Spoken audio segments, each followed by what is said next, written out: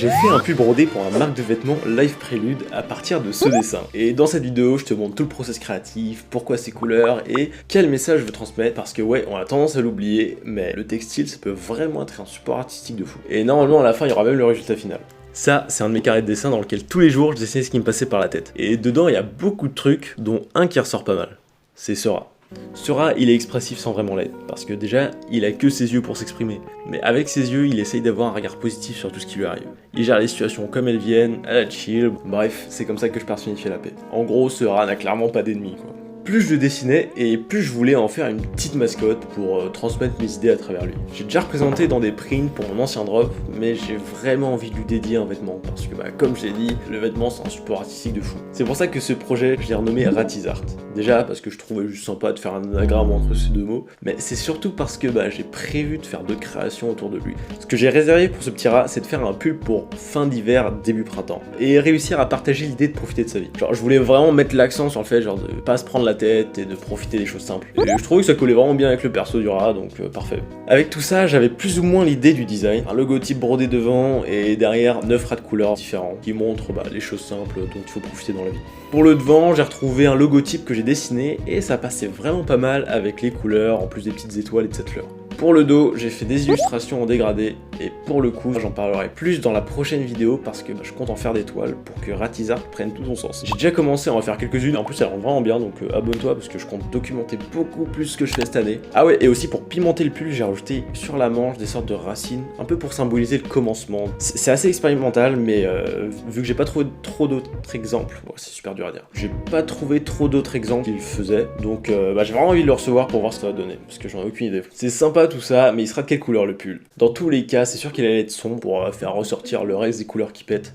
Donc j'avais le choix entre noir et d'autres nuances un peu sombres. Mais j'ai voulu rester sur un truc un peu neutre, donc j'ai fini sur du marron. J'aurais pu faire d'autres couleurs, mais fallait bien en tester une, et en plus c'est parfait. Le marron ça va un peu avec tout, quoi. Voilà, donc on a le design, les couleurs, les techniques.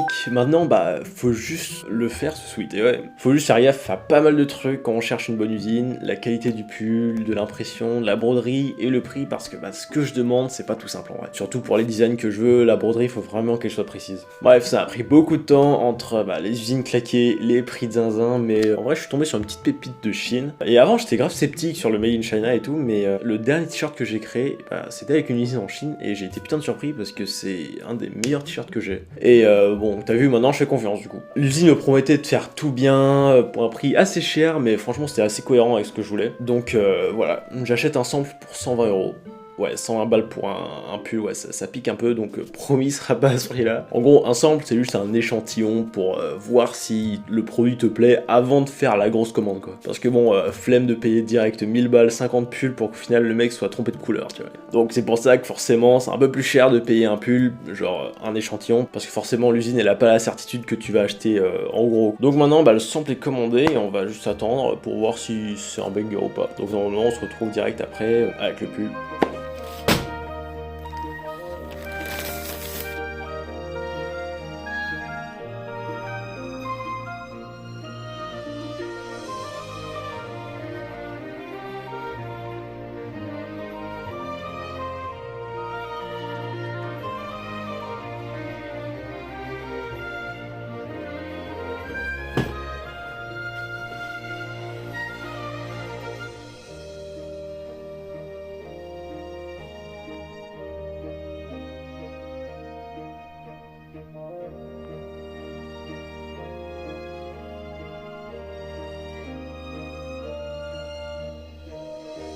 Il y a beaucoup de trucs dont je suis très content, dont la broderie déjà.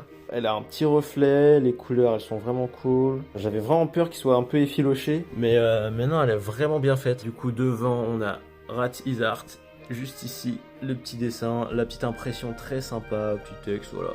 Ça habille le pull, c'est cool. La petite pépite, ça c'est la manche. Encore une fois, la broderie elle est nickel, genre vraiment hyper précise. Ça rend vraiment cool sur la manche, ça ressort bien avec les couleurs. Un autre truc dont je suis très content, c'est bon ça c'est des trucs de nerds de vêtements, mais le coton à l'intérieur est très très cool. Il est doux, mais genre ça fait vraiment solide. Bon ça on peut pas trop le voir, mais ça fait pas le truc doux qui part au lavage après 5 lavages. Alors c'est le moment de montrer ce que ça fait porter, donc niveau coupe et tout. J'avais déjà ouvert il y a longtemps, du coup j'ai déjà porté un petit peu parce que bah forcément j'avais très hâte de le recevoir. Et bah du coup j'ai dû faire 3-4 lavages pour voir commencer à voir si l'impression elle est vraiment pas mal, parce que ça m'est déjà arrivé que l'impression parte au bout de lavage. Mais ouais, du coup là l'impression est vraiment cool, elle bouge pas du tout. Attends, je sais même pas si on voit bien là. Franchement ça fait une coupe un peu oversize, moi je kiffe vraiment. Sur le coin un peu discret, mais franchement c'est un petit détail que j'adore. La manche pareil.